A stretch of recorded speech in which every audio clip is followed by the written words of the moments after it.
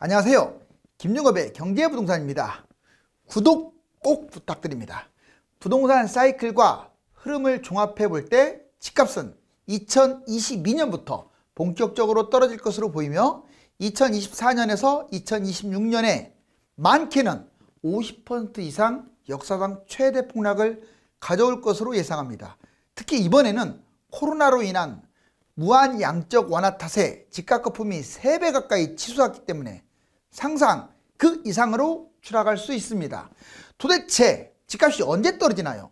요즘 가장 많이 듣는 말인데 확실한 해답을 드릴 테니 자, 영상을 보십시오. 유료 상담은 010-3999-8808 전화 주십시오. 2024년, 2026년까지 부동산 역사상 최대 폭락 온다. 이거는 실질적으로 많은 전문가들이 지금 이렇게 공통 의견을 보여주고 있습니다. 자, 24년에서 26년. 대략 내년부터 이제 하락할 것으로 전망이 되고요. 정말 난리가 나는 거죠. 한마디로. 불바다가 되는 거죠. 자, 이제 먼저 이것부터 여러분들이 이제 보셔야 돼요. 2022년 꼭지를 찍고 2026년, 자, 2007년 수준으로 폭락한다. 이게 뭔 말이냐. 자, 과거에 보니까 이제 91년에 꼭지를 찍었어요. 여기. 91년. 일본처럼 쭉 내려가요. 그때도. 그러다가 IMF까지 와가지고 대략 한 97년까지 꼭 10년은 아닌데 약 거의 10년 가까이 큰 흐름으로 떨어졌다가 계속 올라갑니다. 물론 여기 도중에 또 이렇게 사이클이 있어요. 몇 번. 그지만 이제 2007년에 꼭지를 찍어요. 또. 그렇죠. 그러다가 이제 쭉 내려갑니다. 대략 한 2010년부터 본격적으로 빠지기 시작해서 13년에 바닥. 근데 재밌는 게 91년에 꼭지 찍은 그 전전고점과 이 바닥이 비슷해요. 자, 그 앞에도 또 비슷해요. 그래서 이걸 눈여겨봐야 돼요. 우리가 주식을 할 때 기술적 그래프 그러는데 부동산은 더 일치하는 것 같아요. 자, 여기서 보면 이제 14년부터 바닥을 찍고 쭉 올라가죠. 박근혜 정부 초기하고 문재인 정부 때 어마어마하게 뜁니다. 아마 내년까지도 뛸 것으로 보여져요. 내년 뭐 초반까지 갈지 하반기까지 갈지는 모르겠습니다. 2022년이 거의 정점을 찍을 것 같아요. 그런 다음에 쭉 떨어지면 2026년이 바닥이다. 대략 2007년 꼭지 시세하고 이렇게 비슷하게 떨어질 것으로 보이고요.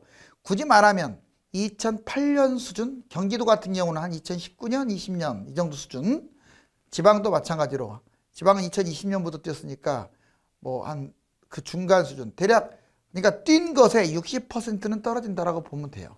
이 바닥장에서 자기 아파트들 다 뛴 가격이 있잖아요. 뛴 가격이 다 떨어지는 게 아니라 대략 한 60%. 덜 떨어지면 한 40%. 자, 그 다음에 그러면 구체적으로 일반 아파트를 한번 예를 한번 들어볼게요. 자, 2억밖에 안 했던 강서구 가양동 가양 6단지 23평이 2014년 9월 달부터 계속 올라가기 시작해서 21년 9월 현재 자 10억입니다. 여기 실거래가 10억 찍었죠. 여기. 자 10억인데 이게 만약 빠지게 되면 얼마나 빠지느냐. 아까 말씀드렸던 2024에서 2026년 사이에 아마 반토막이 날 가능성이 커요. 5억 정도로 봅니다. 반토막이 더 날 수도 있어요. 자, 그 다음에 이제 비싼 송파구 방이동 올림픽 선수 기자촌 유명하죠. 34평이 13년, 14년에 7억도 채 안 갔어요. 6억대 중반? 여기서부터 출발을 해가지고 지금 얼마인 줄 아세요? 26억이에요. 역시 얘는 5배 뛰었고 얘도 4배 이상 뛰었죠. 그러면 떨어지면 얼마만큼 떨어지느냐? 대략 한 60% 수준. 일단 바닥으로 따지면 50%, 한 13억 정도 떨어질 것으로 보여집니다. 26억이니까. 만만해지죠. 그래서 하락장을 한번 노려볼 필요가 있어요. 이거는 하나의 예예요. 자, 올라가는 거 보세요. 엄청나게 뛰었죠. 이것이 이렇게까지 뛴다라고 예측하는 사람은 없었을 거예요. 누가 4배, 5배 뛴다고 예측을 합니까? 자, 저는 그렇게 얘기 안 하고 있죠. 그냥 2배 떨어진다라고만 얘기하고 있어요. 4배, 5배가 떨어진다는 게 아니라. 그래서 상당히 가능성이 높아요. 이제부터가 정말 중요한 근거치예요. 하락 요인이 동시 폭발했기 때문에 위험해요. 그냥 단순하게 무슨 근거로 그렇게 떨어진다고 하느냐, 뭐 사이클상 떨어지니까 그게 아니라, 자, 실질적으로 제가 여러 번 유튜브에서 말씀드렸듯이 이게 한꺼번에 쏟아져요. 이 공급가액 가볍게 보시면 안 돼요. 이거 천만 가구예요. 분양 200만도 사상 최대치예요. 예전에 노태우 때도 200만 가구 한 해 어쩌네 하니까 막 대폭락을 해버렸잖아요. 그때하고 똑같은 거예요, 지금. 자, 그리고 다주택 매물이 임대주택 사업자 매물까지 포함해서 갭투자 이것저것 하면 거의 800만 매물이 남습니다. 1000만 가구. 이 인구는 또 엄청나게 줄어들어요. 생산인구, 저출산, 고령화, 그 다음에 절대 인구도 줄어들죠. 거품이 최고치입니다. 단순하게 뭐 공급이 늘고 인구가 급감한다고 해서 집값이 떨어지는 게 아니라 거품이 너무 많이 뛴 거예요, 지금. 특히 코로나 때문에. 그래서 많이 떨어지는 거고, 여기 엎친 데 덮친 격으로 이 금리 인상이라든가 이런 것들이 계속 지속적으로 이어질 가능성이 커요. 자, 이제 강력한 정책들이 나올 가능성이 높습니다. 이번 정부 때는 뭐 약간 등한시했다고 하더라도 이제 여당이 되든 야당이 되든 다음 대선 주자는 집값 잡을 가능성이 높아요. 왜냐하면 집값이 계속 올라가게 되면 이 경제에 계속 도움되는 게 아니에요. 처음에는 경제에 도움돼요. 경제 성장, 소비 진작, 그리고 뭐 이런 것들에 도움이 됩니다. 또 세금도 거두니까. 그렇지만 계속 올라가게 되면요, 엄청난 압박이 돼요, 경제에. 이제 부동산 하락을 이끄는 100% 확실한 대책. 솔직히 이거 대책 안 써도 떨어질 것 같거든요. 그렇지만 이제 좀 더 빨리 당기기 위해서는 이걸 하면 돼요. 자, 이걸 하면은 집값 무조건 잡힌다는 것도 현 정부도 알아요.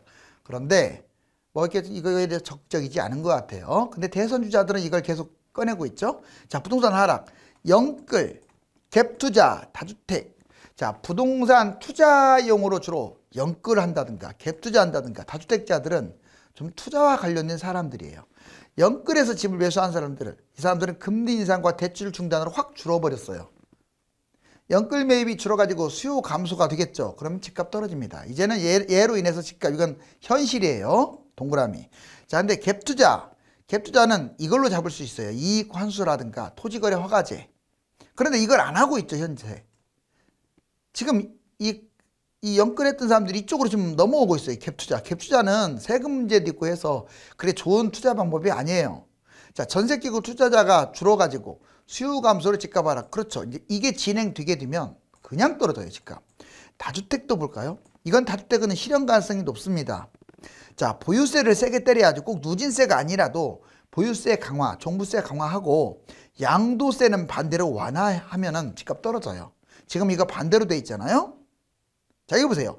다주택자가 그렇게 되면 이제 보유세는 세게 때리고 양도세는 완화시키면 당연히 매물을 토해낼 수밖에 없어요. 다주택 매도가 늘어나가지고 매물 과잉으로 집값 하락. 여기는 수요가 위축되고 여기는 공급이 늘어나서, 자, 이 세 가지가 부동산 하락을 부채질할 겁니다. 이제 매물 홍수가 어느 정도냐? 1천만 호인데 분양 공급이 200만 호, 다주택 매물이 800만 호. 이 속에는 임대주택 사업, 다주택, 갭투자 다 포함된다고 했어요. 자, 3기 신도시 택지지구가 127만 호. 그다음 추가 이번에 택지지구랑 발표된 것들이 73만 호. 어마어마한 물량입니다. 분당이 9만 가구니까 어느 정도냐? 거의 20배가 넘죠. 자, 다주택 매물. 이거는 이 분양하고 비교할 게 아니에요. 다주택자 640만에다가 물론 아파트만 있는 건 아니죠. 자, 임대주택 사업자들 160만, 이거 합치면 800만이에요. 이게 한꺼번에 쏟아진다고 보세요. 쏟아질 수밖에 없어요. 집값 하락하면 못 버팁니다. 다주택자, 임대주택 사업자들이 거의 다 전세기구 투자했기 때문에 못 버틴다고요.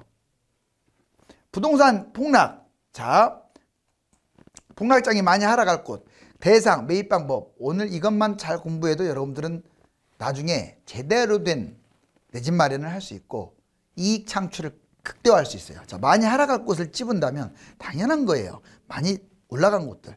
자, 강남 한강변이 많이 하락하고 서울에서도 비싼 곳들.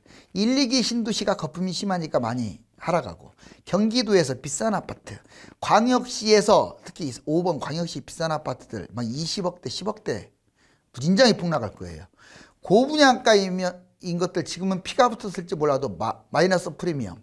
그 다음에 3기 미분양이 속출할 거예요. 이제 보세요. 당장 속출한다는 게 아니에요. 한 2020, 아까 4년에서 제가 6년으로 봤죠? 예전에 2012년부터 14년 사이라고 보시면 돼요. 자, 하락이 그러면 누가 위험하냐? 이 사람들은 좀 대비를 해야 돼요. 다주택자와 임대주택 사업자가 제일 위험하고요. 그 다음에 영끌로 매입한 사람들도 위험합니다. 비싼 아파트 갭 투자한 사람들 당연히 쫄딱 망할 거고, 자기 전세 끼는 투자 다 없어져 버려요. 비싼 아파트 분양받은 사람들도 문제가 돼요. 자, 지방 고가 아파트, 그 다음에 자본금 수입이 부족하거나 불규칙인 사람들도 위험군에 들어갑니다. 그러면 폭락장애, 그럼 여러분들 가만히 있으면 안 돼요. 자, 위기는 기회입니다. 여기 보세요. 무주택자들은 무조건 잡아야 돼요. 무조건. 뭘 잡냐? 아파트 좋은 걸 잡으세요. 알았어요? 돈이 적으면 조금 약간 대출을 받아서라도 좋은 걸로. 그게 많이 떨어지니까. 1주택자는 뭐 합니까? 갈아타기 하세요. 왜 상투장에 갈아타기 합니까? 폭락장에 갈아타야 좋은 거예요. 이때는 무조건 갈아타야 돼. 가만히 있으면 바보입니다. 자, 그 다음에 분양권 미분양이 지천에 널려 있을 거예요. 지금은 가점이 65점, 70점 되는 것들도 미분양이 나거나 아니면 분양권이 되거나 이런 것들이 널려 있으니까 추가 매입을 해도 돼요. 자, 그리고 일시적 2주택을 활용해도 됩니다. 그때는 이제 2년으로 복귀하겠죠. 입주한 다음에 분양권을 주택으로 보지도 않고요. 자, 대출 전세를 활용해. 즉 대출 좀 받고 또는 뭐 이때는 하락장이니까 갭 투자해도 됩니다. 실거주도 폐지되니까. 자, 그리고 입지라든가 어떤 타이밍이라든가 이 상품을 잘 골라야 돼. 이 세 가지. 입지, 타이밍, 상품. 가급적이면 입지는 서울이 좋고 타이밍은 바닥일수록 좋고 상품은 많이 떨어진 아파트가 좋겠죠. 자, 이제 1, 2기 신도시 때 하필이면 우연의 일치가 아니에요. 자, 계획 발표부터 입주 때까지 집값이 폭락을 했어요. 분양 물량이 많아서 미분양도 넘쳐났습니다. 진짜로 91년부터 이렇게 아주 엄청나게 집값 떨어지고 추출하겠죠. 그리고 2기 신도시는 상당히 길어요. 대략 빠르면 2005년부터 이렇게 발표는 좀 일찍 했고 5년부터 거의 2014년까지 이렇게 분양, 심지어는 17, 8년까지 다산 신도시는 그때까지 입주했잖아요. 자, 그러니까 분양이 상당히 길게 됐는데 이 바닥장이 엄청나게 추락을 했어요. 얘도 좀 이 발표 난 다음에 이때 많이 추락을 했고요. 그럼 3기 신도시도 지금 18년, 19년에 발표가 됐잖아요. 그럼 이제 분양하는 시점이 지금 2021년인데 대략 그게 일치하는 게 하필이면 24년, 5년, 6년 이때예요. 여기 보시면 이게 91년부터 이게 4년 떨어졌고 올랐고 그 다음에 97년 IMF 때이긴 하지만 3년 떨어지고 그 다음에 올라가고 지금 네모박스가 떨어진 때예요. 파란색 많죠? 자, 그 다음에 2003년에서 2005년까지 사이클상 떨어지고 그 다음에 올랐고 그 다음에 2010년부터 14년까지 무려 5년간 떨어졌고 그 다음에 올랐고 뭐 2021년까지 올랐어요. 이제 여기 파란색은 떨어진다는 얘기죠. 이제 이걸로 봐도 지금 떨어질 때가 됐어요. 자, 그리고 실질적으로 2008년 자 이때부터 시작해서 13년 특히 주로 10년부터 빠졌는데 얼마나 서울이 빠졌는지 한 번도 회복 못하고 다 마이너스예요. 무려 5년간 계속 마이너스. 자, 이제 서울과 경기도 10년간 매년 40만 호 분양 폭탄. 실질적으로 정부가 이제 지방까지 포함해서 매년 50만 호 이상을 10년간 분양하겠다라고 하잖아요. 물론 이게 다 약속이 꼭 지켜진다는 보장이 없지만 그거에 하락장에는 그거에 3분의 1만 분양해도 난리가 나요. 여기 보세요. 자, 서울 11.3만 호. 자, 그리고 특히 여기 보세요. 23, 4, 5, 6, 7 이때 많이 몰려있죠. 이거 꼭지잖아요. 즉 이것도 이제 분양하고 입주하는 것들도 생기죠. 이제 사전 지금 청약하고 있으니까. 지금 21년, 22년 사전 청약하는 것들이 언제 입주하겠어요? 4, 5 이때 다 밀집됐잖아요. 또 이때 분양이 또 제일 많고. 자, 수도권은 말할 것도 없어요. 30.8만 원이에요. 서울 빼고. 엄청나죠? 이게 특히 언제 몰려있느냐. 여기 보시면 24, 5, 6. 하필이면 이때 몰려있고. 21, 2, 3년에 분양했던 게 이때 입주예요. 자, 지금 사이클상 이렇게 아까 제가 얘기했던 거 91년, 98년까지 그 다음에 2007년까지 꼭지 찍고 13년까지 하락. 그 다음에 2020년으로 봤는데 이제 2022년까지 올라간다고 치고 하락. 대략 여기까지 보죠. 자, 엘리엇도 이렇게 보고 있네요.